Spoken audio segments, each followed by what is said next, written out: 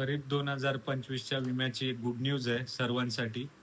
हे ऐकून घ्या, की ॲग्रीकल्चर मिनिस्ट्री सेंट्रल गव्हर्नमेंट तर्फे जे आय-सी-आय-सी-आय लुंबार्डनी डिस्प्यूट नेला होता, की जे कापणीचे प्रयोग आहेत ते आणि सॅटेलाईट सर्व्हे म्हणजे तांत्रिक जे गोष्टी आहेत त्यामध्ये साम्य नाही आहेत, जे नुकसानीचे असा एक डिस्प्यूट घेऊन नेला होता आणि या डिस्प्यूट अगेन्स्ट एक निकाल लागलेला आहे. त्याची ऑर्डर मी लिंकमध्ये आता म्हणजे इथं शो करतोय, ते बघा ऑर्डर.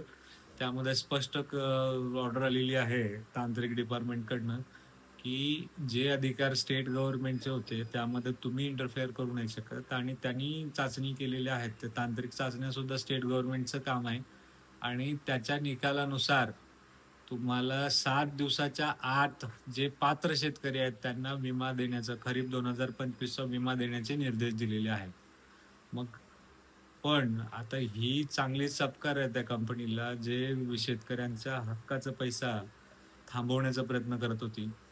पण त्याचबरोबर आणखीन काही लोकांचा इश्यू आहे. आता धाराशिव डिस्ट्रिक्टमध्येच फक्त 12,000च्या वर काहीतरी रिजेक्टेड शेतकरी आहेत, ज्यांचा अजून डिस्प्यूट क्लिअर नाही झालेला आहे. त्यांना रिजेक्टेडमध्ये टाकलं डायरेक्ट.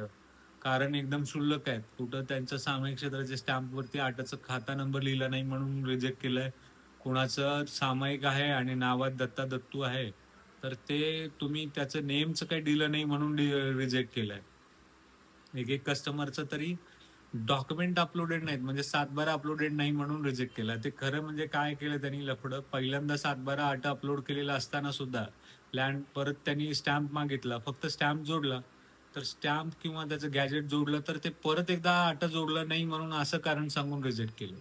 या गोष्टीचं जोपर्यंत ऍक्शन घेतली जाणार नाही आणि याच्यावरती विचार करून याला काहीतरी पनिशमेंट नाही घेतली जाईल, या कंपनीला याच्याबद्दल काही धडा शिकवला नाही जाणार, तोपर्यंत याची प्रॉपर खोड मोडली जाणार नाही या कंपनीची.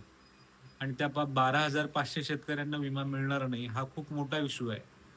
त्या बिचाऱ्यांनी त्या बिचाऱ्यांचा काही दोष नसताना म्हणजे अशा क्षुल्लक कारणावरून आतापर्यंत कुठलीच कंपनी रिजेक्ट केली नाहीये, या कंपनीने केलेलं आहे.